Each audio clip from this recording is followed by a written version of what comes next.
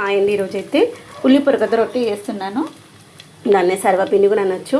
ఉల్లి పొరక, కొత్తిమీర, కరివేపాకు ఎక్కువ క్వాంటిటీలో వేసేసి కొంచెం గ్రీన్గా ఉండాలని చేశాను. దానికోసం పిండి ఇదిగోండి ఇలా తయారు చేసుకున్నాను. ఇది వచ్చేసి యాక్చువల్గా మార్నింగ్ బ్రేక్ఫాస్ట్ కోసం అనమాట. ఇదిగోండి పిండి తడిపేసుకున్న.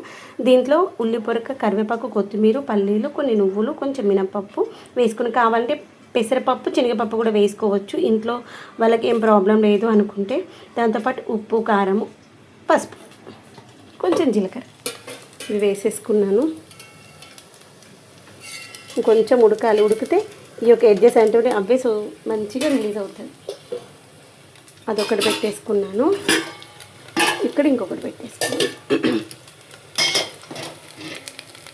మూత తీసేసాను. దీంట్లో కూడా దీనికున్న పచ్చిదనం పోయింది కదా, పచ్చిదనం పోయిన తర్వాత మూత తీసేసేయాలి. మంచిగా ఉడకనిద్దాం.